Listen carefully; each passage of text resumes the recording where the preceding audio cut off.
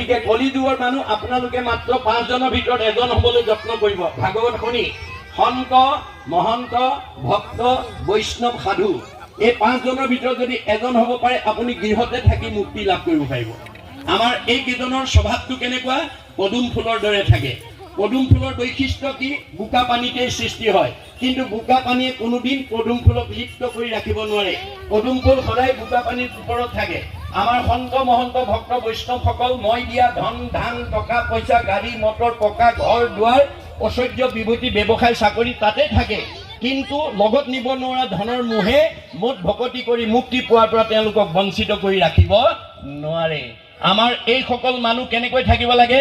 ব্ৰহ্মণা ধ্যায় কৰ্মাণি সংগং ত্যক্তে কৰোতি যশ লিপ্ততে নশ পাঁচুন পদ্ম পত্ৰম মিম্মম ভাস।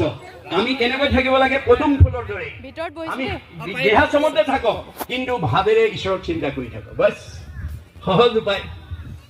সনাতন সাৰ্বজনীন এয়া হৈছে মহাপুৰুষৰ ধৰ্ম। আন ধৰ্মবিলাক আপুনি কৰিব পাৰিব, কিন্তু হিংসা থাকিব।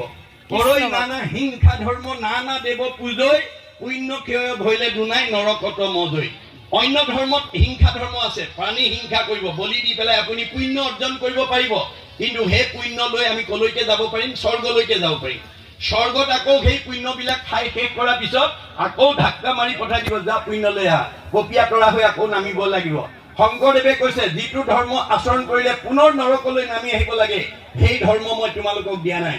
মই এনেকুৱা ধৰ্ম দিছো যিটো ধৰ্ম আচৰণ কৰিলে তোমালোকে 7টা ষ্টেপ পাৰ হৈ পৰম ব্ৰহ্মৰ ঘৰলৈ গুচি যাব পাৰিবা। ভাগৱত শুনাৰ লগে লগে প্ৰথমে দহিব পাতে কচয়, কৰাইবে মহাপুণ্য অদ্ভুতয়, মিলাইবে বিষয়ত বীৰকতি, কৃষ্ণত খুৱাইবে প্ৰেম ভকতি, উপজাইবে আদি বৈষ্ণৱ জ্ঞান, মায়াকো দহিয়া কৰৈ নিৰ্যান, চৈতন্যময় পূৰ্ণানন্দ হৰি থৈবন্ত তেন্তে এৰেকে কৰি। আমি নি পেলাই ব্ৰহ্মত বিলীন কৰি দিব লাগিব আৰু ঘূৰি আহিব নালাগে। আজি আপোনালোকে বিভিন্ন